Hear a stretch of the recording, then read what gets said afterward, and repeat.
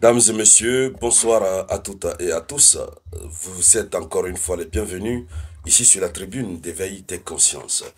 Alors, à la une de l'actualité internationale, du côté de l'Iran, c'est le nettoyage qui est en cours. Oui, si Israël et les États-Unis d'Amérique se sont imposés un cessez-le-feu unilatéral que l'Iran a fini par accepter et que le conflit a pris fin, ou du moins l'agression a pris fin, l'Iran veut rendre son territoire très propre. L'Iran est en train de nettoyer proprement les coins et les recoins de son pays. Toutes les personnes infiltrées, toutes les personnes qui ont collaboré avec le Mossad, ces personnes sont en train d'être jugées et condamnées. Sauf que les sentences sont très sévères. Nous parlons de l'Iran. Oui, je crois, si je ne fais pas erreur, c'est la charia qui est appliquée là, si je ne fais pas erreur. En tout cas, c'est la loi islamique. Ce sont des lois très sévères.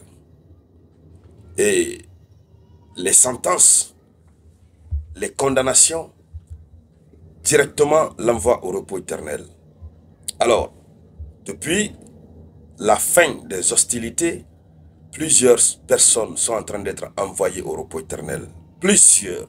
Mais après une procédure judiciaire bien suivie, voilà.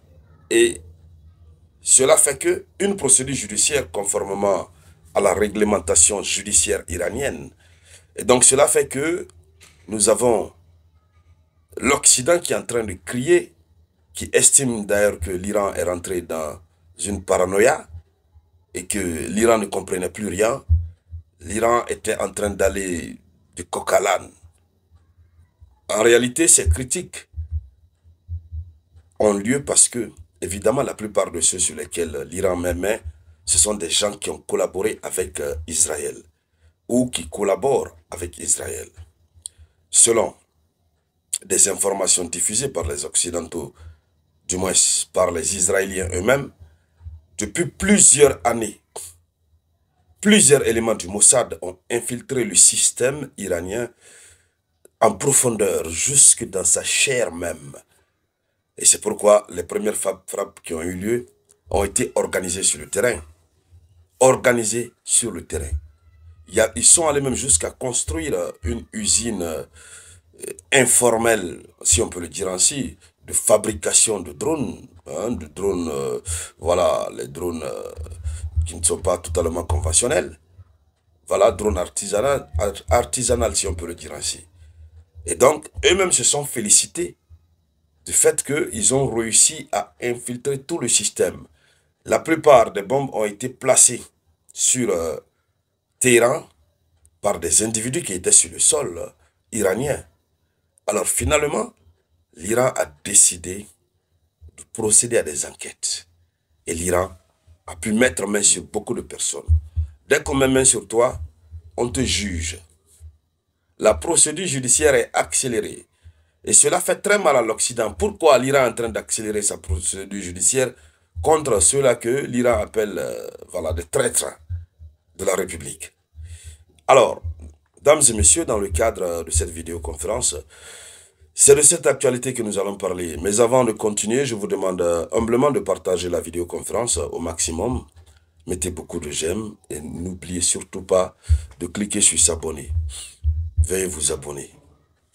Alors, laissez toujours un avis en commentaire. Allons-y dans les profondeurs. L'Occident se plaint qu'il y a des arrestations massives qui ont débuté depuis le 14 juin 2025, juste au lendemain de l'attaque israélienne contre l'Iran. Alors, un large éventail d'accusations. Hein? Il y a plusieurs types d'accusations qui sont en jeu contre les personnes qui sont arrêtées. Ils sont accusés de plusieurs choses. L'Iran estime qu'il y a notamment infraction lorsque vous collaborez avec Israël. Donc, la collaboration avec Israël, dès qu'on te soupçonne de collaborer avec Israël, et tu fais partie des éléments qu'on doit nettoyer. La prise de photos des lieux sensibles. Ah, imaginez quelqu'un qui prend son temps et qui prend son smartphone, qui va s'arrêter sur un lieu sensible pour faire des images. C'est quoi l'objectif? Ce sont donc ces personnes-là qui ont contribué à donner plus ou moins la force à Israël. Si Israël a réussi à frapper, ils prennent les photos, ils envoient. Ils disent, bon, c'est tel lieu. Je vais déposer la chose ici. Donc, on a les prises de photos des lieux sensibles. On a l'infraction de trouble de l'opinion publique. Oui, trouble de l'opinion publique. Tu tiens des propos de nature à troubler l'opinion publique. Allez, on met main sur toi. Ça veut dire que ce sont des propos de nature à peut-être encourager ou à reconnaître la capacité d'Israël à en découdre avec l'Iran. Ça devient des troubles de l'opinion publique. Il y a aussi l'incitation à la peur. Vous savez, chaque pays a sa propre réglementation. Tu incites les autres à la peur. Tu fais partie de ceux-là qu'on doit nettoyer. Oui. Alors, imaginez, hein, on dit incitation à la peur. Ça veut dire que lorsque vous devez parler, en Iran, vous devez faire très attention. Voilà. Si vous parlez comme si Israël pouvait faire quelque chose à l'Iran, ça veut dire vous incitez les autres à la peur. Or, l'Iran ne doit jamais avoir peur, parce que si l'Iran a peur, l'Iran va céder. L'Iran ne doit jamais avoir peur, les Iraniens ne doivent jamais avoir peur. Tu utilises des propos de nature à faire peur les autres, tu fais partie, tu as commis une infraction. Alors, donc c'est incitation à la peur et à la panique. Il y a aussi le trouble à l'ordre public. Il y a aussi le soutien médiatique à Israël. Tu soutiens médiatiquement Israël dans ta communication, frère, c'est terminé. Il y a aussi l'atteinte à la sécurité psychologique. L'atteinte à la sécurité psychologique, c'est-à-dire que tu parles de manière à faire peur les gens, à les mettre dans la panique, donc tu as atteint à la sécurité nationale psychologique. Il y a des infractions qui ont été créées, c'est-à-dire il faut rester fort dans l'esprit de l'Iran, parler comme un Iran très fort, faire comprendre aux autres que oui, tout est bon et on y arrivera. Et c'est ce mental d'acier-là que l'Iran a réussi à faire imposer au sein de sa population. C'est pourquoi la population n'a pas paniqué. Donc, il y a, atteinte à la sécurité psychologique de la société, communication avec des agents israéliens.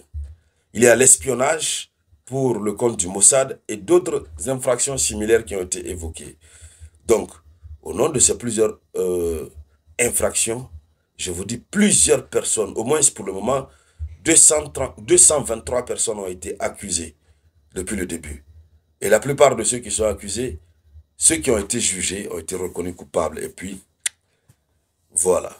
Et donc, mesdames, mesdemoiselles et messieurs, les Occidentaux disent que l'Iran est rentré dans une paranoïa. Donc, pour eux, l'Iran ne devrait pas faire ça, machin, machin, puisque ce sont des types de lois qui n'existent pas chez eux. Or, les lois de chaque pays, la loi pénale de chaque pays est propre à chaque pays. Les lois pénales guinéennes sont différentes des lois pénales ivoiriennes, ainsi de suite. Et l'Iran ne fait qu'appliquer ses propres règles. Donc, voici ce qui est en train de se passer, et ça fait très mal à Israël et à l'Occident, puisque ce sont leurs éléments. Et donc, mesdames, mesdemoiselles et messieurs, c'était ça la une de l'actualité. Merci de la partager au maximum. Je vous reviens tout à l'heure, par la grâce du Tout-Puissant, avec de nouvelles informations. C'était la voix de votre unique